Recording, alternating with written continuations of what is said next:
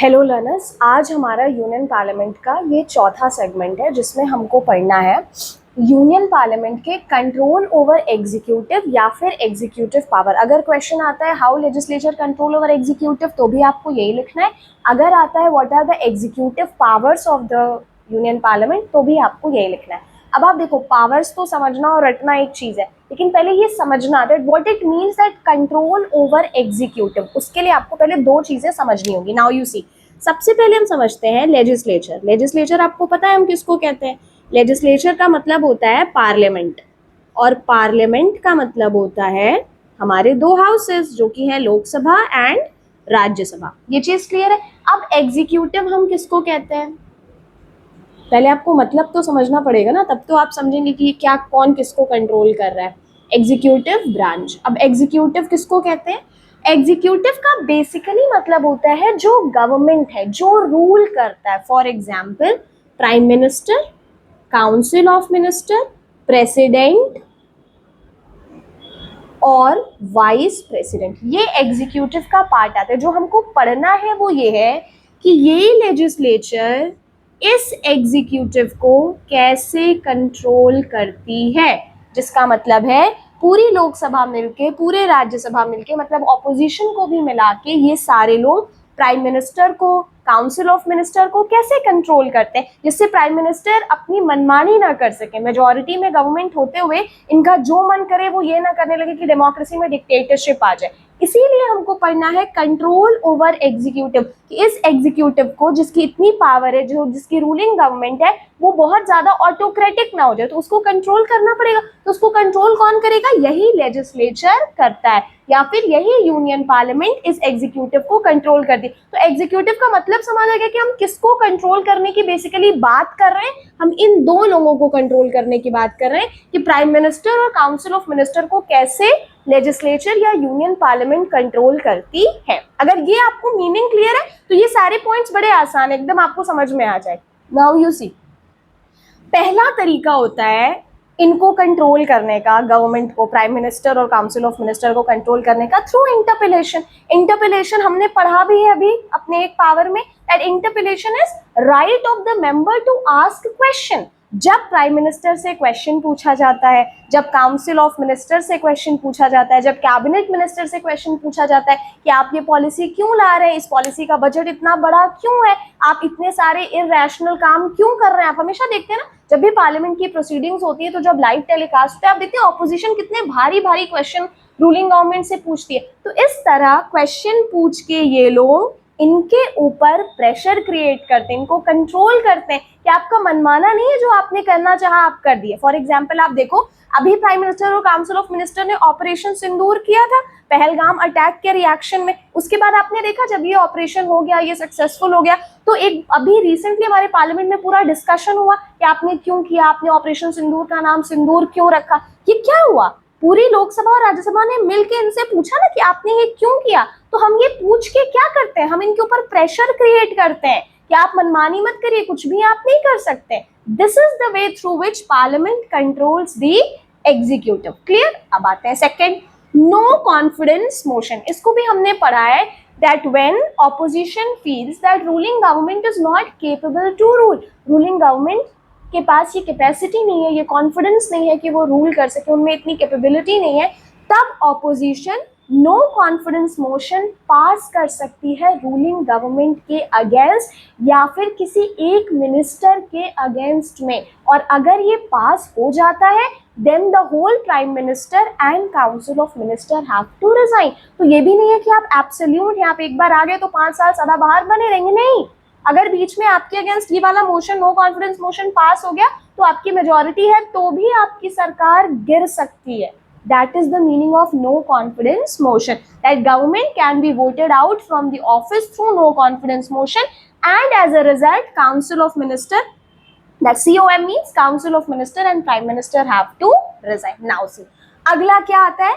Adjournment motion. ये मैंने आपको पढ़ाया भी है, एडजॉर्नमेंट ऑफ द हाउस क्या होता है और एडजॉर्नमेंट ऑफ द मोशन क्या होता है। तो यहाँ हमको पढ़ना है एडजॉर्नमेंट मोशन, जिसका मतलब होता है aims at sensor of act of ministers, जिसका मतलब है कोई भी मिनिस्टर, कोई ऐसा किसी एक मिनिस्ट्री में कोई बहुत बड़ी घटना हो गई, राइट तो आप देखोगे हमारे पार्लियामेंट में इमीडिएटली जैसे कंट्री में कुछ होता है, कोई एक बहुत बड़ा एक्सीडेंट हो जाता है, तो पार्लियामेंट तुरंत एडजॉर्नमेंट मोशन पास कर देती है, सारे कामों को असाइड रखो और इस अर्जेंट चीज को डिस्कस करो। अगर रेलवे एक्सीडेंट हो गया तो तुरंत रेलवे मिनिस्टर से पूछो कि भाई आप क्या कर रहे थे, आपका मंत्रालय कैसे काम कर रहा है कि बालासोर जितना बड़ा ट्रेन एक्सीडेंट हो जा रहा है। आप एजुकेशन मिनिस्टर से क्वेश्चन करेंगे, अगर कोई बहुत बड़ा पेपर लीक हो गया, कैसा आप एग्जाम कंडक्ट करा रहे हैं, क्या एनटीए कर रहा है, क्या एसएससी कर रहा है, कितने सारे पेपर लीक हो जा रहे हैं, आप एक एग्जाम भी सही से नहीं कंडक्ट करा पा रहे। तो ये क्या एडजॉर्नमेंट मोशन में जब हम किसी अर्जेंट चीज को डिस्कस कर रहे हैं तो वो किसके साथ डिस्कस कर रहे हैं, जिसकी रूलिंग गवर्नमेंट है उससे डिस्कस कर रहे हैं कि आप ये क्या कर रहे हैं। तो जब इतना डिस्कशन होगा, कोई एक इंसिडेंट हुआ उससे रिलेटेड आपने तुरंत सरकार पे धावा बोला, तो क्या उन पे प्रेशर नहीं आएगा कि इमीडिएटली हमको रिलीफ स्टेप्स लेने पड़ेंगे, इमीडिएटली इस इशू को एड्रेस करने के लिए जो चीजें बननी चाहिए वो हमको करेंगे। तो क्या इससे इनके ऊपर प्राइम मिनिस्टर और काउंसिल ऑफ मिनिस्टर के ऊपर एक प्रेशर नहीं क्रिएट होगा that we need to do instantly something, because these people are just creating so much of pressure on us. So that is why through adjournment motion also prime minister and council of ministers are checked, are controlled, that you cannot do arbitrarily। देश में कुछ भी नहीं हो सकता है, अगर देश में कुछ हो रहा है तो आपकी जवाबदेहिता बनती है, आपकी अकाउंटेबिलिटी उसके प्रति बनती है। And last is the monetary control, that is the financially. अब देखो ये भी होता है कि प्राइम मिनिस्टर, हमको पता है जो बजट पास होता है उसको prime minister means finance minister ही प्रेजेंट करती हैं या करते हैं जो कैबिनेट में होते हैं। तो फाइनेंस मिनिस्टर जब बजट प्रेजेंट करते हैं, कि ऐसा नहीं है रूलिंग गवर्नमेंट का जितना मन किया वो बजट ले आए, 1000 करोड़ का ले आए, जैसे मन वैसे खर्च कर रहे हैं, डिस्कशन हो गया सब कुछ पास हो गया। नहीं, बजट क्यों पार्लियामेंट में डिस्कस होता है, क्यों ओपनली बताया जाता है कि हमारे पास 100 करोड़ का रेवेन्यू है जिसमें से 10 करोड़ हम एजुकेशन पे दे रहे हैं, 20 करोड़ हम डिफेंस पे दे रहे हैं, 30 करोड़ हम हेल्थ पे दे रहे हैं। वो क्यों बताते हैं, ताकि लोगों को पता रहे कि जो पैसा रूलिंग गवर्नमेंट को मिल रहा है वो जा कहाँ रहा है। वरना तो आप आर्बिट्रेरली कुछ भी कर सकते हैं, आपने पूरा पैसा डिफेंस में लगा दिया, आप स्वास्थ्य और शिक्षा पे कोई ध्यान ही नहीं दे रहे। तो मॉनिटरी कंट्रोल का मतलब होता है, जैसे एक होता है कट मोशन। आप जैसे समझो कोई पॉलिसी है 100 करोड़ की, ठीक है, अब 100 करोड़ गवर्नमेंट का बजट है 1000 करोड़ का। कितने का है? गवर्नमेंट का बजट है 1000 करोड़ का और उसमें से 100 करोड़ गवर्नमेंट ने अलॉट कर दिया है डिफेंस को। किसको? कि हम 100 करोड़, हमारे पास 1000 करोड़ का रेवेन्यू, हमको इतना टैक्स कलेक्शन हो रहा है जिसमें से हम 100 करोड़ रुपए डिफेंस में करने वाले। ये फाइनेंस मिनिस्टर आए लोकसभा में, उन्होंने प्रेजेंट किया कि 100 करोड़ रुपए हम डिफेंस पे लगाने वाले। अब उधर से ऑपोजिशन ने बोला listen we are passing a cut motion, हम पास कर रहे हैं कट मोशन। कट मोशन का मतलब है इस पॉलिसी का जो बजट है डिफेंस पे, जो आप 100 करोड़ रुपए लगा रहे हैं, इसकी कोई जरूरत नहीं है, इतना ज्यादा हमको डिफेंस पे खर्च करने की जरूरत। ये ऑपोजिशन कह रही है कट मोशन लाते वक्त कि इतना हमको डिफेंस पे खर्च करने की जरूरत नहीं, इसको कट करिए, इस पॉलिसी का जो अमाउंट है उसको थोड़ा रिड्यूस करिए, काइंडली डू इट 50 करोड़। अब ऑपोजिशन ने पूरी सहमति बना ली कि डिफेंस पे 50 करोड़ रुपए खर्च होने चाहिए, 100 करोड़ की कोई आवश्यकता नहीं है। हमारे देश में बेरोजगारी बहुत है, हमारे देश में सड़कें बहुत खराब है, यहाँ की शिक्षा बहुत खराब है, यहाँ का स्वास्थ्य बहुत खराब है, इसको सही करने पे आप ध्यान दीजिए। सारा आप अस्त्र शस्त्र ही करेंगे, बस हम लोग युद्ध ही करेंगे क्या? सो opposition passes cut motion that kindly cut the amount that totally you have allotted for a particular policy। तो कट मोशन करके जो 100 करोड़ का बजट था डिफेंस का रूलिंग गवर्नमेंट का, वो कितने पे आ गया? 50 करोड़ पे। क्या लेजिस्लेचर ने एग्जीक्यूटिव को कंट्रोल नहीं किया? क्या पार्लियामेंट ने कैबिनेट को कंट्रोल नहीं किया? क्या ऑपोजिशन ने या मेंबर्स ऑफ द पार्लियामेंट ने, लोकसभा और राज्यसभा ने कैबिनेट फाइनेंस मिनिस्टर के इस डिसीजन को चेंज नहीं किया? This is called executive control over the executive. तो ये डिफरेंट मेथड्स हैं, प्रोसीजर हैं जिसके थ्रू प्राइम मिनिस्टर और काउंसिल ऑफ मिनिस्टर को कंट्रोल किया जाता है, इनके पावर को चेक किया जाता है। क्लियर?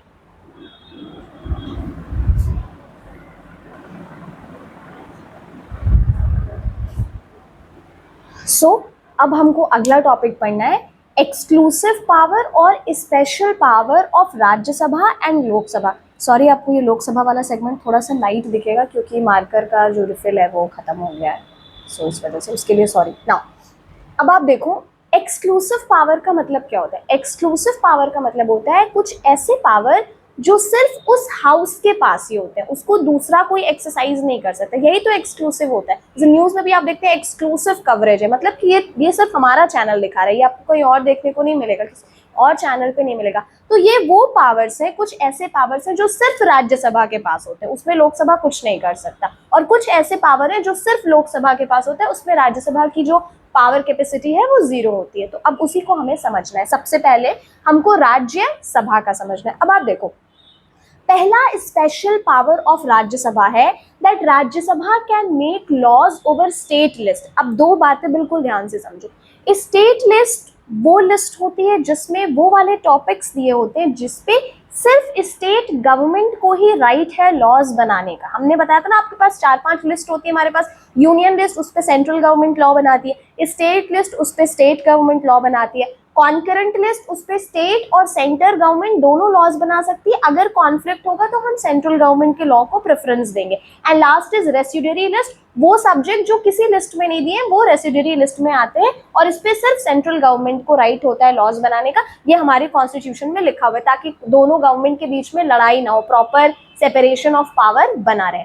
तो जब स्टेट लिस्ट पे सिर्फ स्टेट को बनाने का लॉ बनाने का राइट है, तो उस पर राज्यसभा क्यों लॉ बना सकती है? तो बना सकती है। अगर कभी भी स्टेट लिस्ट पे सेंट्रल गवर्नमेंट को या यूनियन पार्लियामेंट को लॉ बनाना है तो वो स्पेशल पावर किस हाउस के पास है? That is only with Rajya Sabha. Rajya Sabha एक रेजोल्यूशन पास करती है जो कि 2/3 मेजोरिटी से पास होता है। 2/3 मेजोरिटी, और जो प्रेजेंट है और जो वोटिंग में, प्रेजेंट में भी वो जो वोटिंग में पार्टिसिपेट करेंगे उनका 2/3 हम करेंगे। इट मीन्स 2/3 ऑफ 250, और इसमें से भी कौन? Present and voting. P and V means जो प्रेजेंट है और जो वोटिंग में पार्टिसिपेट कर रहे हैं उनका 2/3 करके अगर रेजोल्यूशन पास हो जाता है तो हम स्टेट लिस्ट के उस टॉपिक को नेशनल इंपॉर्टेंस का डिक्लेयर कर देंगे और अब उस पे यूनियन पार्लियामेंट लॉ बना सकती है। So first is, if ever any situation come that central government want to make laws over the state list, then with which house this power belongs to? This power belongs to Rajya Sabha. By how much majority? By 2/3 majority of present and voting. Clear? अब आप देखो, second है all India service. जैसे हमको अभी पता है, अभी हमारे यहाँ एडमिनिस्ट्रेटिव, जैसे ऑल इंडिया एडमिनिस्ट्रेटिव सर्विस होती है, ऑल इंडिया पुलिस सर्विस होती है, फॉरेन सर्विसेज होती हैं, तो ये सारी ऑल इंडिया सर्विस है। All India means all over the India आपको कहीं भी रिपोर्टिंग मिल सकती है। तो अभी यही वाली सर्विसेज हमारे पास है। IAS है, इंडियन फॉरेन सर्विसेज है। लेकिन कल को एक सिचुएशन है हमको और कोई सर्विसेज बनाए, like Indian teaching services, Indian nursing services, Indian student services, ऐसे कुछ हमको नई सर्विसेज बनानी है। तो ये पावर, ये नया डिक्लेरेशन जो है ऑल इंडिया सर्विस का, ये कौन डिक्लेयर कर सकता है? So this power also belong to Rajya Sabha. Rajya Sabha can declare all India service of national importance. कोई नई ऑल इंडिया सर्विस अगर क्रिएट करनी है तो ये पावर भी किसके पास है? Exclusively it is only exercised by Rajya Sabha. Next आता है, अब आप देखो, लास्ट है नेशनल इमरजेंसी। सी, मैंने आपको बताया भी है कि इमरजेंसी 3 तरह की होती है, नेशनल, स्टेट और फाइनेंशियल। NS&F, इसी कोड से आपको याद रखना है। नेशनल इमरजेंसी हमारी कंट्री में तब लगती है जब कोई वॉर हो, हमारा इंडिया का किसी कंट्री के साथ वॉर चल रहा हो, कंट्री में सिविल वॉर हो गया हो, देश के अंदर ही बहुत बड़ा युद्ध चल रहा है, आपस में लोग इतना लड़ रहे हैं कि स्थिति बहुत भयानक हो चुकी। इन सिनेरियो में नेशनल इमरजेंसी डिक्लेयर की जाती है। National emergency means that whole country is under national emergency, the whole control of the country is with the central government, that is called national emergency। तो जब नेशनल इमरजेंसी डिक्लेयर होती है उस time पे Lok Sabha dissolve रहती है, लोकसभा कोई काम नहीं करती, वो हाउस ही पूरा डिसॉल्व हो जाता है। तो बचता कौन सा हाउस है? That is only Rajya Sabha. So whenever national emergency is declared, Rajya becomes the de facto and de jure. De facto and de jure means main house. कौन सा house? Main house of the parliament. क्योंकि जो main house था लोकसभा वो तो dissolve हो गया, तो बचा कौन सा हाउस है? राज्यसभा। तो राज्यसभा ही सारे काम फिर करती है। क्लियर? ये हमारे 3 एक्सक्लूसिव पावर्स थे। पहला, that Rajya Sabha can make laws over the state list by 2/3 majority passing a resolution. Second, Rajya Sabha can create all India services in future if required for the national importance. Third, during national emergency when Lok Sabha is dissolved, Rajya Sabha becomes the main de jure and de facto of the house. ये वो 3 exclusive powers हैं जो सिर्फ राज्य सभा exercise करता है। अब आते हैं नेक्स्ट, क्या स्पेशल पावर्स हैं लोकसभा के पास। पहला, नो कॉन्फिडेंस मोशन, ये मैंने आपको पीछे भी पढ़ाया है कंट्रोल ओवर एग्जीक्यूटिव में। So now you see, no confidence motion NCM सबसे पहले इंट्रोड्यूस होता है कौन से हाउस में? लोकसभा में। यहाँ पास होता है किससे? 2/3 मेजॉरिटी से। यहाँ से पास होने के बाद जाता है राज्यसभा में। आपको हमेशा याद रखना है कि नो कॉन्फिडेंस मोशन का जो इंट्रोडक्शन है ये सिर्फ लोकसभा में इंट्रोड्यूस होता है। क्यों? क्योंकि ये मोशन लाया जाता है रूलिंग गवर्नमेंट के अगेंस्ट, और रूलिंग गवर्नमेंट की मेजॉरिटी किस हाउस में होती है? वो होती है लोकसभा में। इसीलिए नो कॉन्फिडेंस मोशन हमेशा सबसे पहले लोकसभा में ही इंट्रोड्यूस होता है। क्लियर? तो एक बार फिर से, नो कॉन्फिडेंस मोशन इंट्रोड्यूस हुआ लोकसभा में, यहाँ से पास होता है 2/3 मेजॉरिटी से, फिर जाता है राज्यसभा में, राज्यसभा से सॉरी राज्यसभा से पास होता है 2/3 मेजॉरिटी से, और जब यहां से भी पास हो जाता है, once this is passed, then Prime Minister and Council of Minister have to resign and new elections will be declared. Clear? तो ये मोशन एक्सक्लूसिवली किस हाउस में इंट्रोड्यूस किया जा सकता है? That is only Lok Sabha. Clear? अब आते हैं second, that is money bill. अब आप देखो, money bill means bill which is related to finance, which is related to revenue, which is related to tax, which is related to money, that can only be introduced. इसका introduction कहाँ होता है?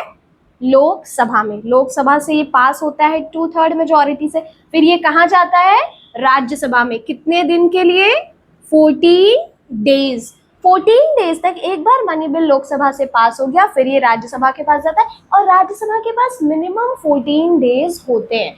14 days में आप money bill को discuss करिए, पास करिए, कोई अमेंडमेंट है तो रिटर्न करके लोकसभा को सजेस्ट करिए। Once 14 days are over, on the lapse of 14 days, it will be assumed that money bill is passed from the Rajya Sabha and it will be sent to President for the sign, and then that bill will become the act. Clear? तो इसमें exclusive power क्या है कि money bill सबसे पहले जो introduce हमेशा होगा वो लोकसभा में। क्यों? क्योंकि ये मनी है, मनी लोगों का है, तो ये हमेशा लोगों के ही हाउस में प्रेजेंट होगा, दैट इज लोकसभा। इसमें एक चीज आपको ये भी समझना है that in money bill matter, in financial matter, Rajya Sabha is given less priority, Rajya Sabha is given less powers, क्योंकि उसके पास सिर्फ 14 दिन का ही टाइम है। आप उसमें पास करें ना पास करें, इवन अगर राज्यसभा कोई अमेंडमेंट भी कहता है कि आप इसको चेंज करिए, तो वो लोकसभा के विल के ऊपर, अगर उनकी मर्जी है तो वो एक्सेप्ट करेंगे, नहीं मर्जी है तो आपकी बातों को इग्नोर करके वो अपने बिल को पास कर देंगे। क्लियर? अब आते हैं, तीसरा है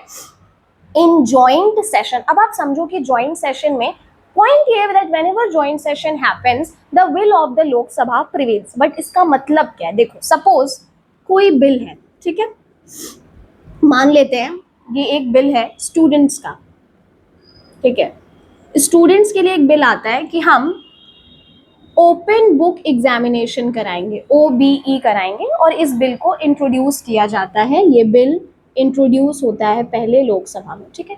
लोकसभा में बहुत ज़्यादा इस पर डिस्प्यूट होता है कि क्यों आपको ओपन बुक एग्जामिनेशन कराना है, बच्चे जब सब देख के ही लिख लेंगे तो बच्चों के पढ़ने का क्या मतलब है, उनकी पढ़ाई, उनकी टेस्टिंग कहाँ हो रही है। बहुत डिस्प्यूटेड बिल हो जाता है, बट कुछ भी करके बहुत डिले करके इसको पास कर दिया जाता है। अब ये पास होके फिर जाता है राज्यसभा में, ठीक है, यहाँ से पास हो गया। जब ये बिल राज्यसभा में जा रहा है, राज्यसभा में बिल्कुल कोहराम मच गया कि ये कैसा बिल गवर्नमेंट ला रही है कि ओपन बुक एग्जामिनेशन कराएंगे। ऑलरेडी एजुकेशन इतना हमारे यहाँ पुअर चल रहा है, लोग वैसे ही पढ़ना नहीं चाह रहे, ऊपर से आप किताब खोलने को लिए दे देंगे तब तो जो भी थोड़ा बहुत लोग बच्चे पढ़ रहे हैं वो भी पढ़ना बंद। तो राज्यसभा में बहुत डिस्प्यूट चला और ये बिल पास नहीं हो पाया। फिर ये बिल वापस लोकसभा में आ गया, ठीक है, राज्यसभा ने तो इसको पास नहीं किया। अब लोकसभा में ये दोबारा आया तो लोकसभा ने इसमें कुछ चेंजेस किए कि चलो थोड़ा सा हम कह देते हैं कि नहीं, 50% पेपर आप ओपन बुक से देंगे, 50% आपको खुद ही अटेंड करना पड़ेगा। ये चेंज किया लोकसभा ने इस बिल में, और फिर लोकसभा ने इसको राज्यसभा में पास किया कि देखिए हमने अब इसमें चेंज कर दिया, पूरा ओपन बुक एग्जाम नहीं होगा, आधा बच्चे ओपन बुक एग्जाम से देंगे और आधा बच्चे खुद से लिखेंगे। ये हमने प्रावधान में चेंज कर दिया। क्लियर? अब राज्यसभा के पास दोबारा ये बिल जाता है, राज्यसभा कहता है नहीं कि हम इस पर एग्री ही नहीं करें, ये बिल बिल्कुल सही नहीं। इसी तरह डिस्प्यूट करते करते ये बिल इधर से इधर जाता है 6 मंथ तक। कितने तक? 6 महीने तक ये बिल दोनों हाउस में झूल रहा है, स्विंग कर रहा है, हंग कर रहा है, एक हाउस से दूसरे हाउस, दूसरे हाउस से पहले हाउस, लोकसभा से राज्यसभा, राज्यसभा से लोकसभा, ये पूरी सिनेरियो चल रही। When situation comes for 6 month, 6 month तक कोई एक बिल पार्लियामेंट में, मतलब आप सोचो यही स्थिति चल रही तो देश भाई आगे काम कैसे करेगा। ऐसे सिनेरियो में हम क्या बुलाते हैं, जॉइंट सिटिंग बुलाते हैं। जब एक बिल पे 6 महीने से ज्यादा पार्लियामेंट में डिस्प्यूट हो गया, वो पास ही नहीं हो पा रहा, तो हमने क्या बुला दी, जॉइंट सिटिंग। अब जॉइंट सिटिंग का मतलब क्या है, लोकसभा प्लस राज्यसभा। लोकसभा में कितने मेंबर्स हैं, 550। राज्यसभा में कितने मेंबर्स हैं, 250। अब आप अगर देखो तो ये कितने हो जाएंगे, 770 हो जाएंगे, राइट। जब वोटिंग होगी तो 770 में मेजॉरिटी किसकी मिलेगी, आप ये देखो, लोकसभा के मेंबर ज्यादा है ना, पॉसिबिलिटी है ना कि इसमें जब भी जॉइंट सिटिंग होगी the will of Lok Sabha will prevail because Lok Sabha holds the majority. तो जॉइंट सेशन का मतलब ही होता है कि जब भी जॉइंट सिटिंग बुलाई जा रही है, जो भी होगा, जो लोकसभा चाहती है वो हो जाएगा, क्योंकि उसी की मेजॉरिटी होती है। तो जनरली ऐसी सिनेरियो राज्यसभा अवॉइड करता है कि कभी जॉइंट सिटिंग बुलानी पड़े, क्योंकि जब जॉइंट सिटिंग बुला दी गई तो ये फिक्स है कि जो लोकसभा चाहेगा वही होगा, क्योंकि लोकसभा की मेजॉरिटी होती है। और ये बिल जो भी अटका हुआ था, ये तो मैंने आपको एक एग्जाम्पल दिया है ओपन बुक एग्जामिनेशन का, क्योंकि आपको अच्छा लगेगा कि मतलब किताबें खोल के हम एग्जाम दे सकते हैं, इसलिए मैंने समझा है। बट एज अ सर्टेन कोई एग्जाम्पल, कोई बिल जो पार्लियामेंट में लोकसभा से राज्यसभा, राज्यसभा से लोकसभा फिर आ रहा है, 6 महीने से ज्यादा ऐसी सिचुएशन हो गई है, एक ही बिल हमारे दोनों हाउसेज में हंग कर रहा है, स्विंग कर रहा है, उस सिनेरियो में हम जॉइंट सिटिंग बुलाते हैं, जहाँ पे लोकसभा और राज्यसभा दोनों साथ में होते। तो जब ये दोनों होंगे तो 770 लोग हैं टोटल, जिसमें से 550, आधे से ज्यादा मेंबर, अगर 770 का आप 2/3 करिए तो कितना आएगा, तो उसमें ऑलरेडी लोकसभा की मेजॉरिटी है, then the will of the Lok Sabha will prevail. Point is clear. ये थे exclusive powers of Rajya Sabha and Lok Sabha. ये मैंने आपको चार्ट के थ्रू, एक फ्लो चार्ट मतलब एक फॉर्मूले के थ्रू समझाया है, आप इसको अपने वर्ड्स में लिख सकते हो। आप ऐसे मत बनाना, ऐसे पे आपको मार्क्स नहीं मिलेगा। ये मैंने ऐसे बनाया कि आपके दिमाग में छपेगा जल्दी, समझ आपको जल्दी आएगा। समझ आ गया, then you can write in your own words. Clear, thank you.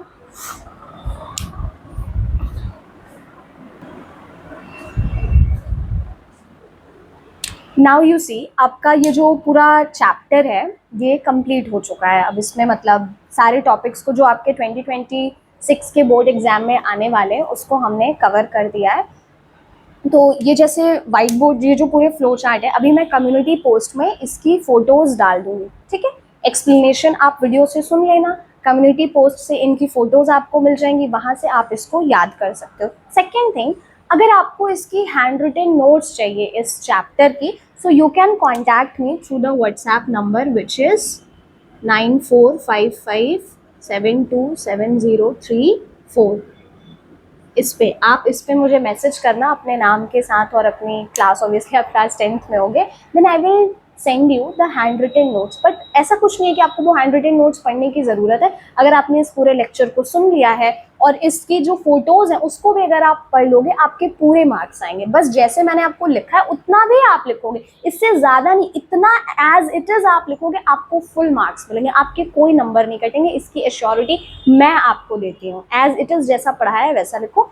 तो पहली चीज, वीडियोस देख के आप समझ लेना, 2x पे देख लेना जल्दी जल्दी अगर आपके पास समय कम हो। सेकंड, कम्युनिटी पोस्ट से आप फोटोज ले लेना, वहां से चीजों को याद कर लेना। थर्ड, अगर हैंड रिटन नोट्स चाहिए होगी तो इस पे आप कांटेक्ट करके मेरे से हैंड रिटन नोट्स मांग लेना, मैं आपको उसको सेंड कर दूंगी। Clear, so everything is there. अब आपके पास कॉन्सेप्ट्स भी हैं, नोट्स भी हैं, माइंड मैप्स भी हैं। एक ही चीज चाहिए, अब आप बस अपने से अच्छे से पढ़ाई करो and definitely you will able to do it. Very all the best.